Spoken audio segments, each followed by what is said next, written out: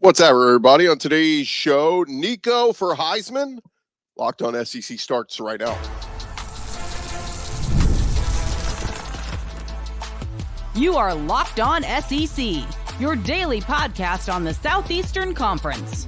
Part of the Locked On Podcast Network, your team every day. And what's up, everybody? Welcome into Locked On SEC. It's great to have you guys along on today's show. Eric Cain of Locked On Vols will join us to talk Nico Mania. The Week 2 AP and coaches polls are out, and we've got plenty of news going on around the conference. I'm Chris Gordy. Thanks for making Locked On SEC your first listen every day. Shout out to our everydayers. We're free and available wherever you get your podcasts and on YouTube, part of the Locked On Podcast Network, covering your team every day. And this episode is brought to you by FanDuel. Now through September 22nd, all FanDuel customers can bet $5 and get a 3-week free trial to NFL Sunday Ticket from YouTube and YouTube TV.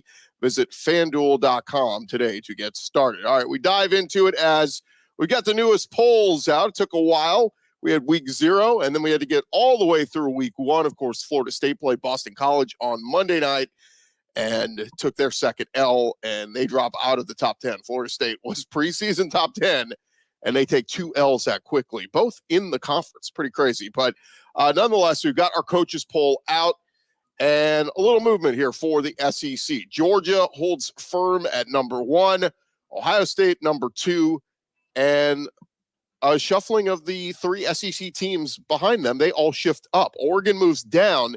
Texas goes to 3, Bama 4, Ole Miss 5. So 4 of the top 5 teams in the country from the SEC. Pretty cool there. Missouri, they slide up to number 10, so they get into the top 10. They were on the outside looking in.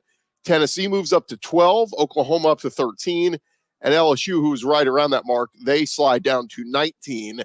Dropping out of the poll altogether was Texas A&M, who was preseason top 20, and as we know, they lost to Notre Dame over the weekend. So not bad there. 8 SEC teams all in the coaches poll. Let's take a look at the AP poll and how that one shook out.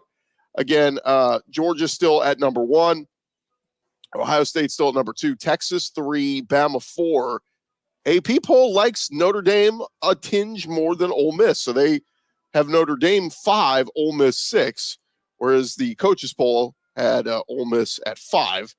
But Notre Dame up to 5, Ole Miss at 6. Then they like Missouri a little bit more. They put Missouri at 9 in the AP poll. So they were 11th in both polls preseason. They moved up to 10 in the coaches, moved up to 9 in the AP. Tennessee number 14 in the AP poll, Oklahoma number 15, LSU 18.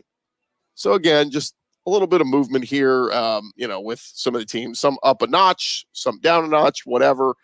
But nonetheless, those are the polls. And again, Alabama and Ole Miss in that coaches poll move up at the expense of Oregon. In the AP poll, they keep Oregon down, but they moved Notre Dame up, giving them a big boost. But in that AP poll, Georgia remained number 1, receiving 57 first-place votes after starting the season out with a blowout win of Clemson, who was number 14. Clemson drops down to 25. And again, Ole Miss remained at number 6 in the AP poll. Some interesting notes here. Ohio State opened the 1986. Well, the Florida State note I think is really interesting. They started the season, drop out of the top 10. Notre Dame was the last team to do that. The Irish began the season at number 5 in 2022, lost at number 2 Ohio State in their opener, and then were upset at home the next week by Marshall, which ranked 8th, and they dropped out of the poll altogether before going on to finish 9-4, and they got back into the poll. But the 1967 Texas team and TCU from 1952 also started 0-2 while ranked in the top 10 poll. So just kind of interesting stats there. The biggest movers, USC, they moved up 10 spots after beating LSU on Sunday night. And, of course, Miami and USC, the 2 big risers. Looking at the conferences, the SEC with 8 teams ranked number 1, 3, 4, 6, 9, 14, 16, and 18. And some ranked matchups coming up this week. You got number 3, Texas, at number 10, Michigan. First regular season meeting ever is a top 5 matchup at the Big House. And number 14, Tennessee will be taking on number 24, NC State in Charlotte, North Carolina. a good SEC, ACC ranked matchup. Now, the ESPN SP Plus rankings, which Bill Connolly came up with many years ago, they have some significant drops to a couple of teams in, like points per game and all that kind of stuff. They got Florida down 8.2 points per game from 23rd to 43rd in his rankings. And he's got LSU down 7.7 points per game from 10th to 20th. Bill Connolly said that ESPN SP Plus is a tempo and opponent adjusted measure of college football efficiency. And so a little bit of adjustments there. We put our week 2 SEC rankings together. So here's what they are. And we put them on social media yesterday, and a lot of people already sharing their feedback. But here's how we put our rankings here at Locked On SEC. We got Georgia 1, Texas 2, Bama 3, Ole Miss 4, Missouri 5, Tennessee 6, Oklahoma 7. I don't think much argument there. That's your teams 1 through 7. I put Auburn at 8, LSU at 9. I know LSU had the late game loss to USC, and I still can't believe they're going to be a strong team. But I just like what we saw from Auburn with the true freshman receivers in their opener and Peyton Thorne looking good. I get it. The competition wasn't all that great. They'll get a tougher battle this week with Cal, but just slid Auburn ahead of LSU. And then I had Kentucky behind LSU. They didn't finish the full game against Southern Miss, but they did dominate what we saw. I slid A&M down to 11. Again, the defense was still very strong. I've got Arkansas at 12. Vanderbilt at 13. I gave them a boost. I had them dead last week. So to move them up with the win over Virginia Tech, I had somebody say, it's not high enough for Vanderbilt. Let's pump the brakes. It still is Vanderbilt. Mississippi State, I moved up to 14. Again, I liked what we saw. It was Eastern Kentucky. We don't know really what many of these wins mean with some of these teams, right? It's like you beat up on a bad team, and we didn't have high hopes for you, but you look really good doing it. I don't know. How far do we move you up? And then I moved Florida down to 15. I put South Carolina at 16. I just struggling with Old Dominion. I got to see a much better valiant effort this week against Kentucky on the road. And, of course, we know what a debacle Florida was, but they get Samford this week, so shouldn't be much worse there. Speaking of Florida, though, the ESPN FPI has soured on Florida, the Football Power Index. Ahead of week 1, the FPI gave Florida a 50% chance or better at a win probability of 6 games. But one of those was Miami. So the Hurricanes blow out in the swamp of the Gators, change those numbers drastically. The FPI's projected record for Florida is now 4-8. And that's with the FPI predicting Florida picks up some upsets along the way. Game by game, the numbers set up for a historically bad season, the worst since 1979 when they went 0-10-1. Now, Florida plays Samford this week in FCS school.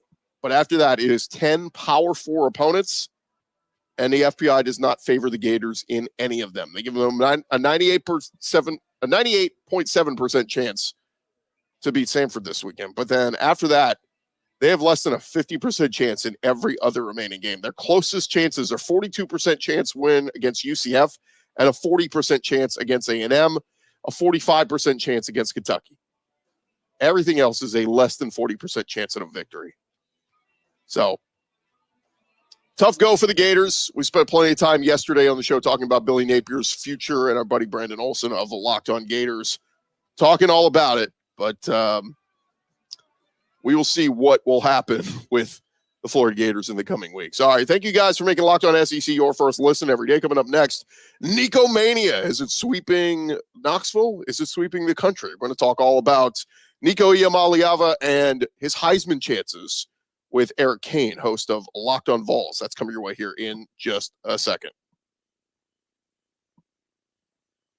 Well, first, I want to remind you guys, today's episode presented to you by our friends over at eBay Motors. Passion, drive, and patience. It is the formula for winning championships. It's also what keeps your ride or die alive. eBay Motors has everything you need to maintain your vehicle and level it up to peak performance. Superchargers, roof racks, exhaust kits, LED headlights, and more. Whether you're into speed, power, or style, eBay Motors has got you covered. With over 122 million parts for your number one ride or die, you're always going to find exactly what you're looking for. And with that eBay Guaranteed Fit, your part is guaranteed to fit your ride every time or your money back. With eBay Motors, you're burning rubber, not cash. With all the parts you need at the prices you want, it is easy to make your car that MVP and bring home huge wins. Keep your ride or die alive at ebaymotors.com. Eligible items only. Exclusions apply. eBay Guaranteed Fit, only available to U.S. customers. It is ebaymotors.com.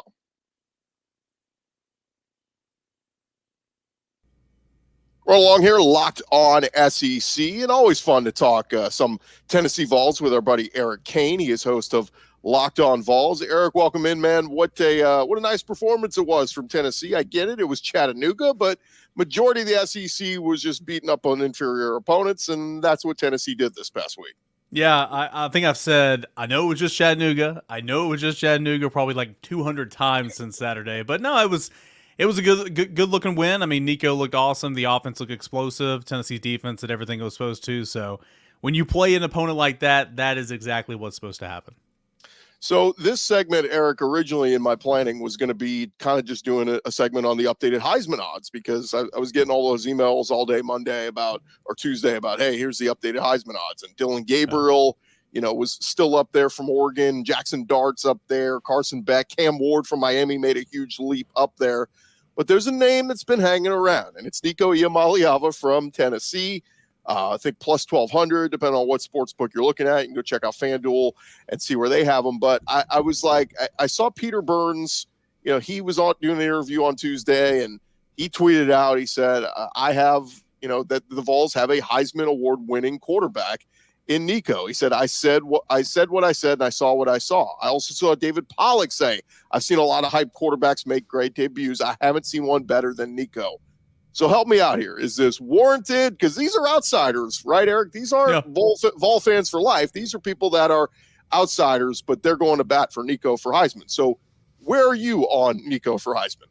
Well, I mean, you look at it like this. That was technically not Nico's first start. He started the bowl game, but it was his first start at Neyland. And first home start, right. Yeah, first home start. But I'm just saying, it's been every time we've seen Nico, he's lit the world on fire against Iowa's defense.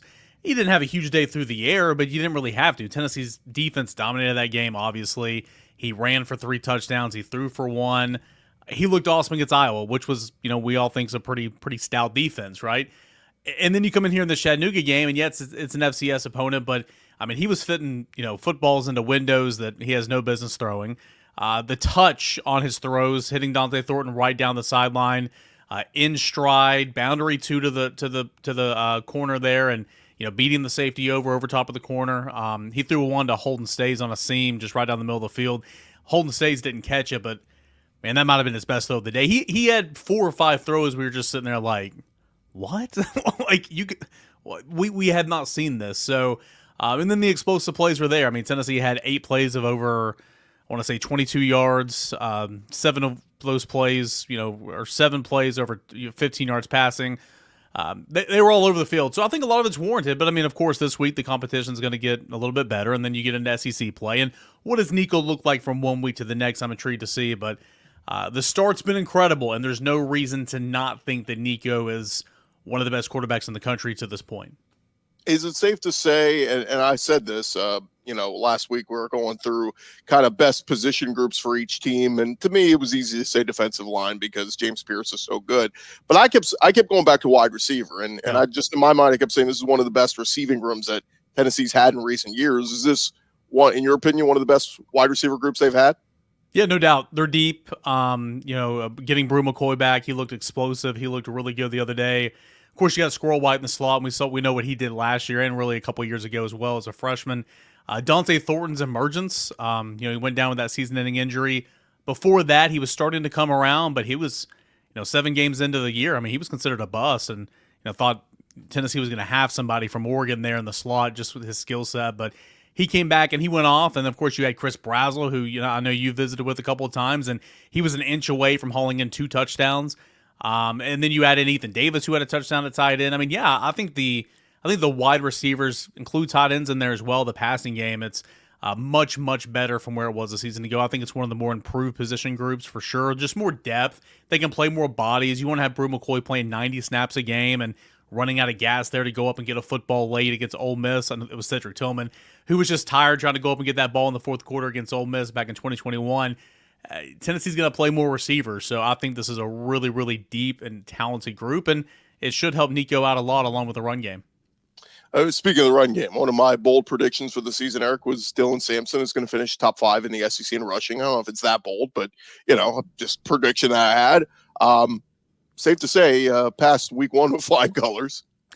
Dylan Sampson loves opening day. So last year, he came in and vultured like 3 touchdowns from Jalen Wright and Jabari Small. He finished with 4 touchdowns against Virginia. He ran for a touchdown as a freshman in the season opener, and then he ran for 3 in the first half a couple days ago. So in 3 opening day games for Dylan Sampson, he's combined for 8 touchdowns. Dude loves to get out there and get out to a hurry, but he's patient. He's strong. I think he adds a dynamic to the backfield where all the defensive backs and all the defensive coordinators are worried about Brew McCoy and Dante Thornton and Nico over the top and all this type of stuff.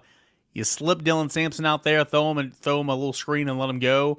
You put Dylan Sampson in the slot and throw it to him on a slant and let him go. I think that adds another dynamic as well. He's a really good player, and he now is going from kind of that third option in the Tennessee backfield where he was really good to getting a lot more touches and being RB1. I'm excited to see how he can elevate his play from there.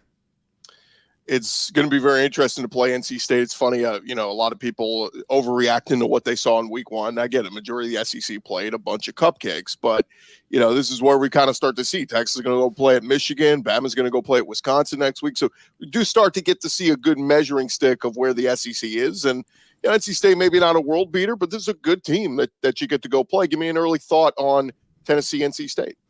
Yeah, I think NC State on paper offensively is going to be really good.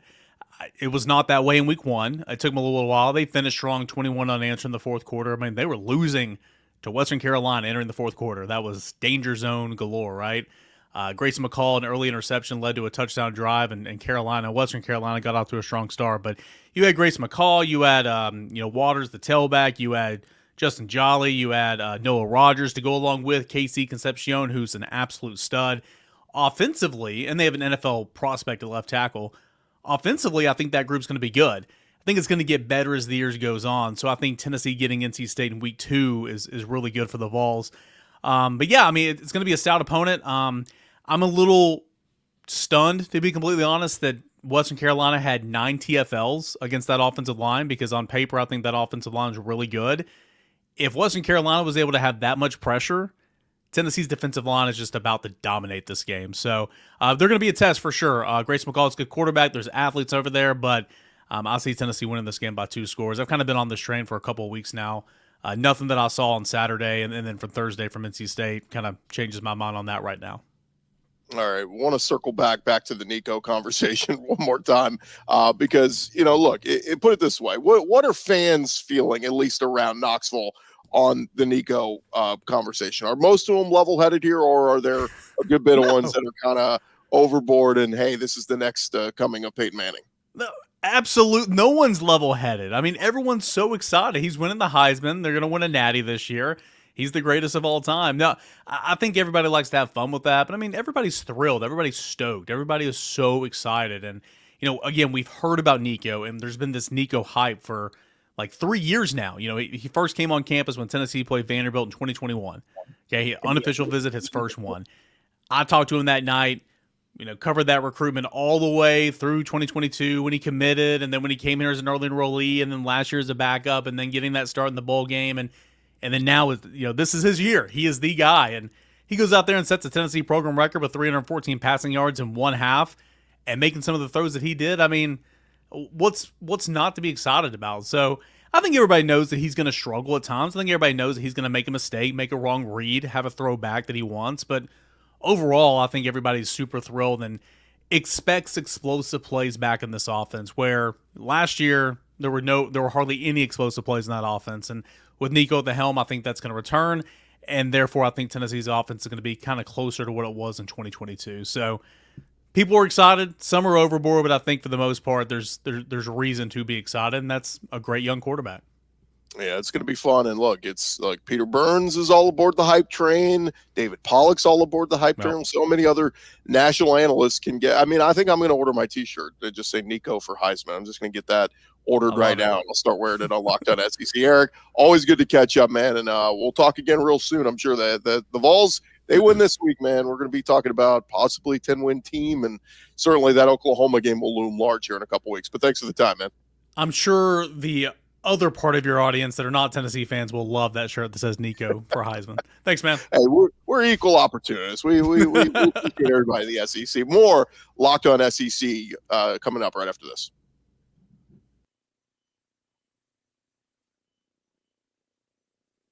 Thanks again to Eric Cain. Hey, this episode presented to you by our friends over at FanDuel. You've heard us talk a lot about FanDuel. They are America's #1 sports book, and we got something a little different for you from FanDuel right now. Now, through September 22nd, all FanDuel customers can bet $5 and get a 3-week free trial of NFL Sunday Ticket from YouTube and YouTube TV. And then with a YouTube TV base plan, you'll be able to watch every regular season Sunday afternoon out-of-market NFL game. All you need is a Google account and a current form of payment, and you can cancel anytime. Of course, when you sign up with FanDuel, they got all the action for you. They got games happening this week like Texas.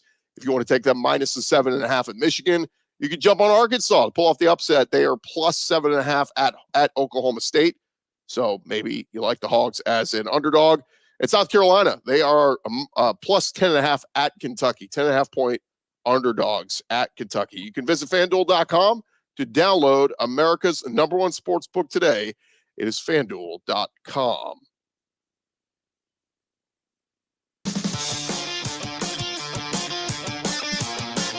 All right, roll along here, Locked On SEC.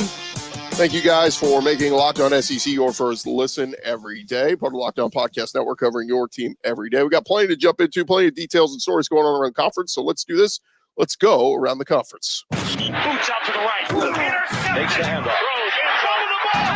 What a catch! Around the conference. We start over Kentucky as Chip Trayanum is expected to play a big role for Kentucky this season. Former Arizona State and Ohio State running back transferred to Kentucky this offseason, but he has been dealing with a broken hand. And unfortunately, Trayanum's impact not going to be felt this week. As Mark Stoops said on his weekly radio show, Chip Trayanum definitely will miss this week 2 matchup against South Carolina. Like we said, it was reported just a couple weeks ago that he was going to be sidelined for 3 to 4 weeks with a broken hand. So not a surprise that he's not yet back for week 2, but Mark Stoops would like to get him back into the mix. He had 85 carries for almost 400 yards and 3 touchdowns to the Buckeyes last year. Without Trayanum, it will be Demi Sumo Kornbay. I still can't say his name right, but either way, he had close to 60 yards and a touchdown. True freshman Jason Patterson also had 4 carries for 28 yards. One other note, Mark Stoops asked about his quarterback, Brock Vandagriff, in his first start. He said, I thought he made good decisions. He said, I thought he played like I thought he would play. Had a lot of confidence in him going into that game, and I think he delivered. But we are certainly not going to be as comfortable this week with South Carolina's big defensive front and the way they can pressure the quarterback. So we got to make sure we have a good game plan for that. But Brock played very good. It was good to see. Thought he played like a confident quarterback. Didn't play like a first-year starter. So a glowing review there from Mark Stoops on his quarterback, Brock Vandagriff. Over at Ole Miss, they're going to be down a starter on the offensive line for the next couple of games. 24/7 Sports reporting that starting senior right guard Jeremy James is dealing with a broken hand and will be out for several weeks. He played Ole Miss's Week 1 win over Furman, made his team-leading 50th consecutive start for the Rebels on the offensive line. James was actually on the second line of Ole Miss's 2 deep for the season opener on paper, but the Week 1 depth chart had Julius Buelow or James listed for first-team right guard. Buelow gives the Rebels experience in his absence. He spent his first 5 seasons at Washington. Redshirt senior entered the transfer portal and came to Ole Miss in January, so expect him to hold down that spot for the time being. Over to Alabama, USF coach Alex Golish talking about his matchup against Alabama this week and raving about the wide receiver Ryan Williams. He said, Ryan Williams can roll. Had 2 catches for 2 touchdowns, can take the top off your defense. That dude's going to be a monster as he gets stronger and bigger. It is impressive. Let me know if you find one.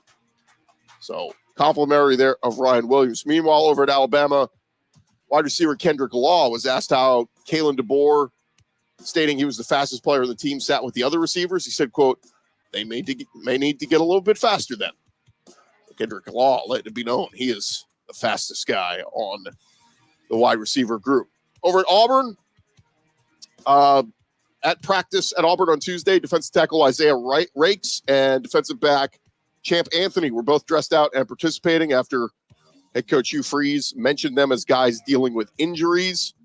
So it would be certainly great to see Isaiah Rakes out there for Auburn this weekend, the former A&M D lineman. And also Cal running back Jaden Ott is listed as probable for this upcoming game as Cal will visit Auburn on Saturday. Head coach Justin Wilcox said on Tuesday, Ott left Saturday's win against UC Davis late in the third quarter with what appeared to be a right ankle injury after rushing for 49 yards and 2 touchdowns on 14 carries. So that'll certainly be one you want to watch. Jaden Ott, very good running back. Will he play against Auburn this weekend? Over at Texas A&M, talking with the media on Monday, it was Aggie quarterback Connor Wegman shouldering the blame. He said, I won't back down from anything. I faced criticism head on. I'll be the one to tell you I didn't play very well this past week. Take it back to my baseball days. So what?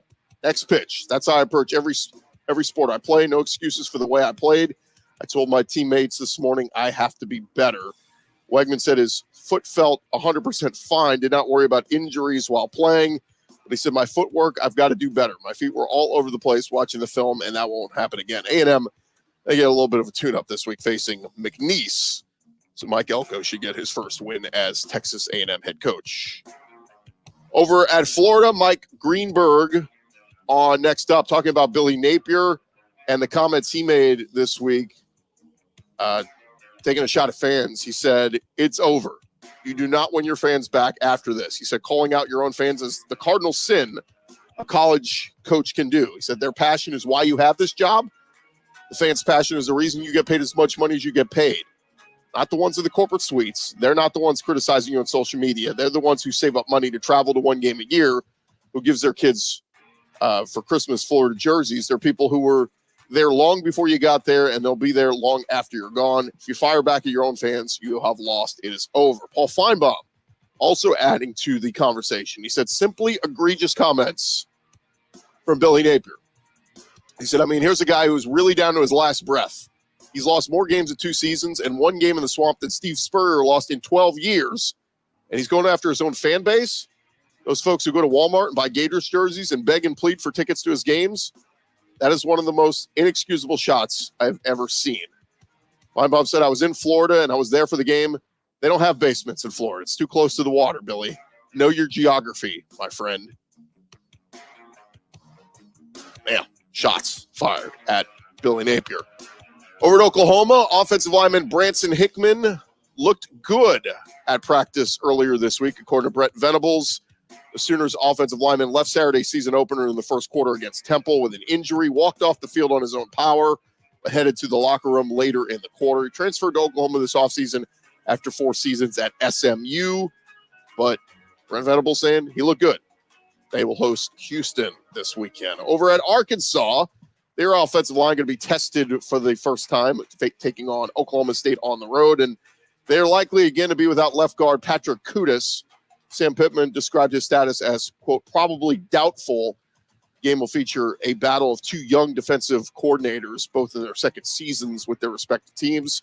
Sam Pittman went on to say, Arkansas Pine Bluff did not pressure us very much. We are going to get pressured Saturday. There was no doubt in my mind. They are going to see if we can protect in the passing game. Over Georgia, Kirby Smart met with reporters Tuesday ahead of their Week 2 matchup against Tennessee Tech. And he declined to issue a status update on suspended running back Trevor Etienne. He did not play in Georgia's win over Clemson on Saturday in Atlanta. A lot of people assumed it was a result of his offseason arrest for DUI and other driving-related offenses. Charges were later dismissed. When asked directly by reporters about Etienne's status, Kirby Smart declined to shed light on the topic. He said, again, we don't talk about that. In a follow-up, Smart indicated he's not going to comment on potential suspensions. He said, it's a kid. It's a kid and his family. I want to defend the kid. To discuss it again and say it again, it's a whole nother headline. So Etienne was expected to be the top running back for Georgia. Nate Frazier looked really good last week, the true freshman. It's Tennessee Tech, so they don't really need him. But it's certainly going to be something worth monitoring there and what happens down the road with Trevor Etienne and Georgia. All right, there you have it. That is the latest news going on around the conference. Thank you guys for making Locked On SEC your first listen every day. Shout out to everydayers. Keep coming back and checking us out tomorrow on the show. And throughout this week, we'll get into our week 2 preview later in the week as well. Hey, for your second listen, check out the Locked On College Football podcast with Spencer McLaughlin. Of course, our guy Eric Cain, Locked On Vols, does a great job covering the Tennessee Volunteers. Appreciate him taking some time out to join us today. That's going to do it for this edition of Locked On SEC. I'm Chris Gordy. Everybody have a great day out there. We will talk to you guys tomorrow.